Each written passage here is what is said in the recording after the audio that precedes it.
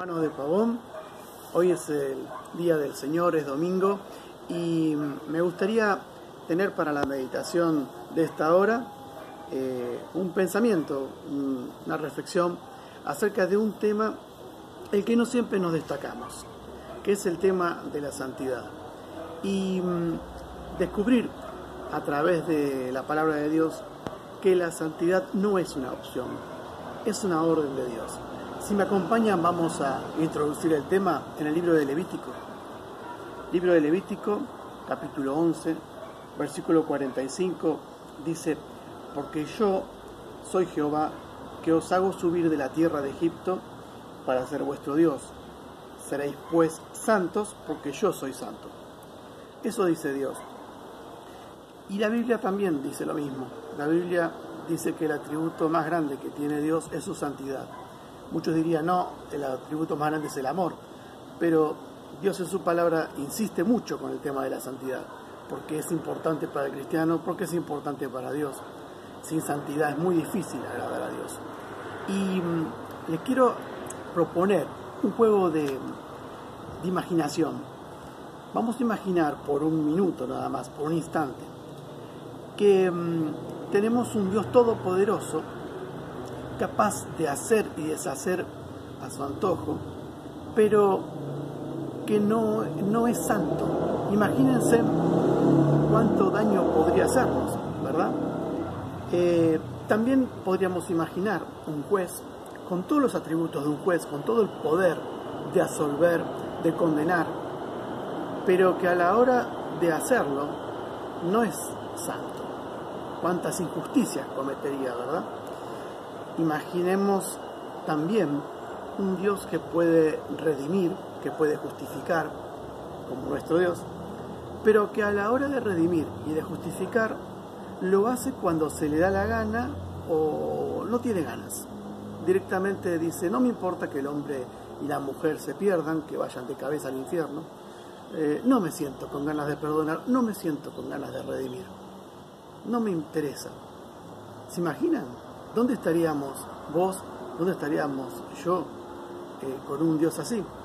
Sin embargo, quiero traerte tranquilidad en este día de que Dios no es así. Dios es santo.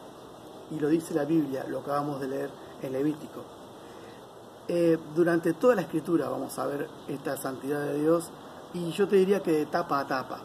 Cuando uno abre la Biblia en Génesis, bueno, al principio en Levítico lo leímos, pero si vamos más atrás a Génesis, en Génesis vamos a encontrar a la creación de Dios, al huerto del Edén, en santidad. No había pecado, todavía Adán y Eva no habían cometido ningún pecado, lo encontramos en santidad. Si seguimos recorriendo las Escrituras y nos vamos al Apocalipsis, vamos a ver que cierra la Biblia con un evento santo, con la ciudad santa. Y es así, la Biblia abre en santidad y cierra con santidad. Dios nos dejó resaltado la santidad para que sigamos en santidad y le agrademos en santidad. Y si hacemos un registro histórico, bíblico, podremos descubrir que cada vez que Dios se encontraba con el pecado a lo largo de la Escritura, o se alejaba o lo destruía. ¿Y a qué voy con esto? Por ejemplo, vamos a citar el caso de los hijos de Aarón. En el caso de los hijos de Aarón, ellos ofrecieron en el lugar santísimo fuego extraño, algo que no se les había mandado ofrecer. Y Dios, que es muy celoso con la adoración, muy celoso con la santidad, no le pareció. Y los castigó y los mató. O sea que cuando Dios se encuentra con el pecado, o se aleja o lo destruye. También destruyó a Sodoma y Gomorra, precisamente por el pecado de Sodoma y Gomorra, por la falta de moralidad, por la falta de santidad, si vamos al caso nuestro. Y también tenemos esa cita en el Antiguo Testamento, pero muchos me dirán, sí, pero esto es el Antiguo Testamento, era la época de la ley, pero ahora estamos en la gracia. Jesús murió, Dios nos perdona a través del Señor Jesús. Vamos al Nuevo Testamento. tenemos una historia también para contar acerca de la falta de santidad. Ananías y Zafira nos relata el libro de Hechos, un matrimonio que murió por mentir una sola vez. Mentió al Espíritu Santo, o sea que le mintió a Dios. Y Dios lo dejó como ejemplo, para que veamos un caso de falta de temor a Dios, de temor reverente, falta de santidad. Otras veces simplemente se aleja a Dios, como cuando expulsa a Adán y Eva del huerto del Edén por profanar su jardín santo. Y esto hace que el hombre se aleje de Dios también. Pero en la cruz del Calvario, cuando el Señor Jesús muere, nos acerca de vuelta a Dios, nos reconcilia con Dios, porque Dios es amor y tampoco tenemos que olvidar de eso. Dios dice que Él es santo y que debemos ser santos, pero también nos ama y pensó en un plan de rescate. Por eso el Señor Jesús murió en la cruz por nosotros. Pero eso me recuerda también que Dios abandonó a su Hijo en la cruz, lo desamparó, y de alguna manera notamos una lejanía. Va a ser la primera vez en la historia eterna de Dios, entre Dios y el Señor Jesús, que pasa esto. Con tal magnitud fue este evento que el Señor Jesús clama desesperado en la cruz: Dios mío, ¿por qué me has desamparado? Es evidente que cuando Dios se encuentra con el pecado, o se aleja o lo destruye. Finalmente su Hijo amado muere por culpa nuestra, cargando nuestros pecados en la cruz. Dios no lo podía ver así, lleno de pecado, y decide desampararlo para ampararnos a nosotros y darnos vida eterna. Y durante el éxodo del pueblo de Israel en el desierto, podemos apreciar de que a poco de haber salido de Egipto, cuando Dios da las tablas de la ley a Moisés, escrita con su propio dedo.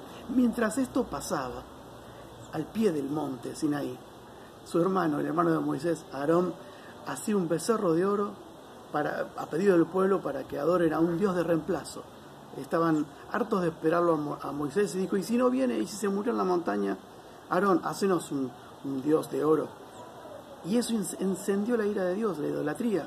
Eso inflamó la ira de Dios, de tal forma que vamos a leer una parte de Éxodo 33, donde relata del versículo 1 al 3, Jehová dice a Moisés: anda, sube de aquí tú y el pueblo que sacaste de la tierra de Egipto, a la tierra de la cual juré a Abraham, Isaac y Jacob, diciendo: a tu descendencia la daré.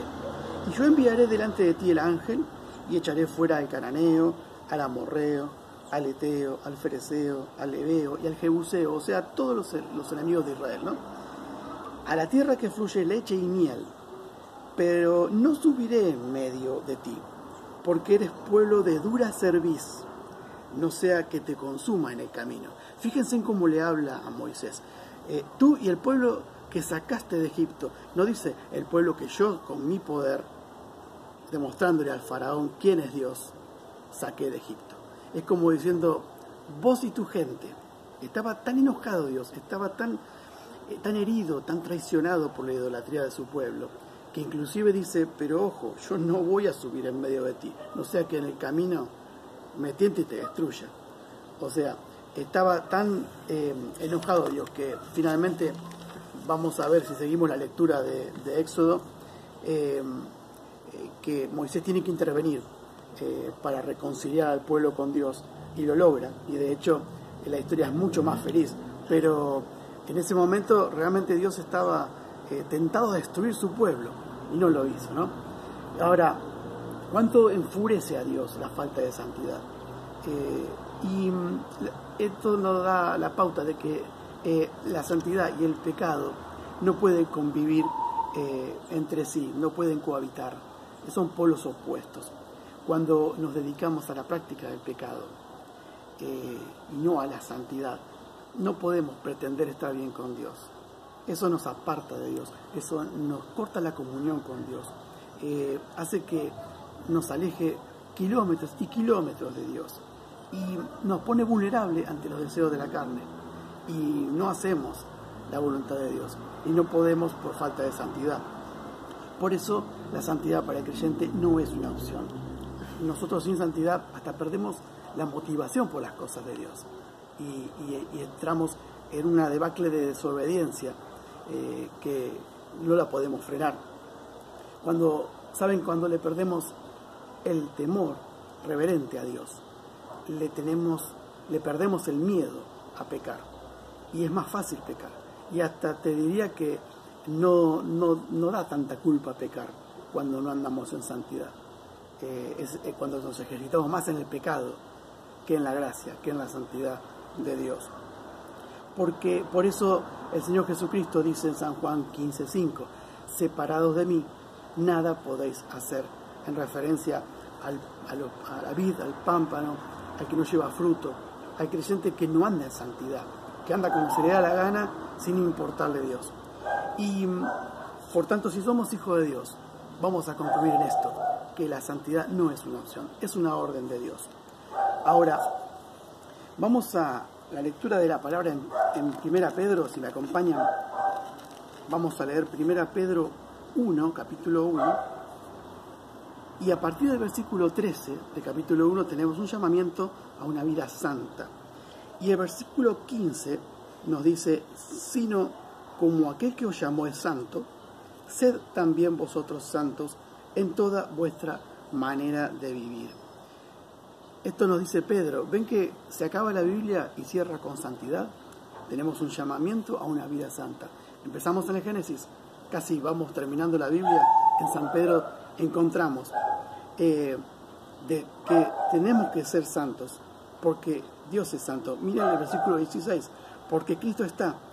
Lo leímos en Levítico, lo leemos ahora, sed santos porque yo soy santo. Miren, en Efesios 1:6 dice el apóstol, para alabanza de la gloria de su gracia, con la cual nos hizo aceptos en el amado. Nos hizo aceptos en Jesús. Él nos mira a través de Jesús. Antes de eso, Él no podía mirarnos por nuestro pecado, pero al arrepentirnos de nuestros pecados y darle nuestra vida y aceptar a Jesús en el corazón como Salvador, la cosa cambió.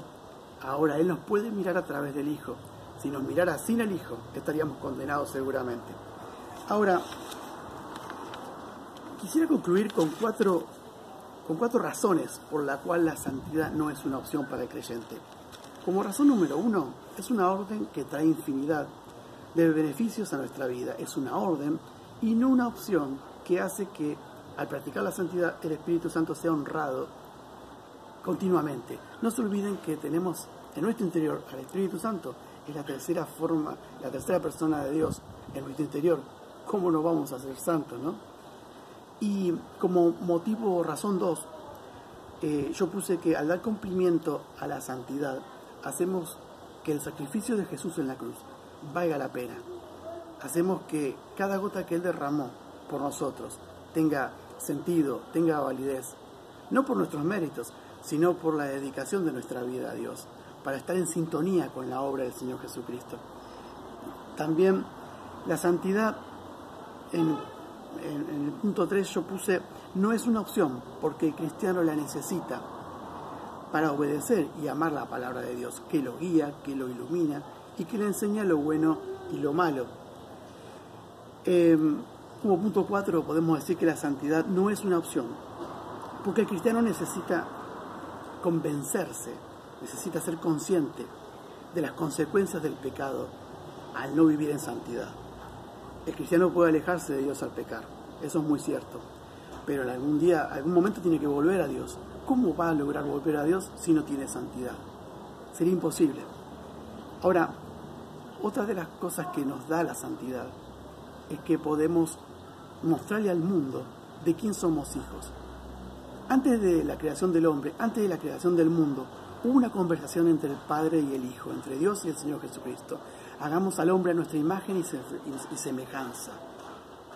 ¿Se imaginan que la imagen y semejanza de Dios nos está hablando de eso, de la santidad?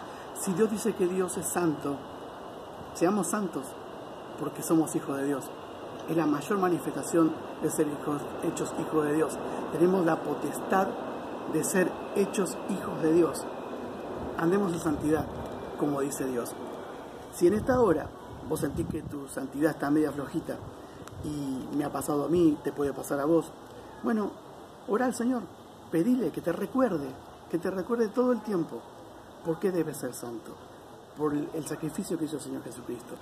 Y de corazón, de verdad, entregale tu vida a Él, que Él moldee tu corazón, que Él modele tu corazón, a un modelo que a Él le plazca, no que a vos te plazca.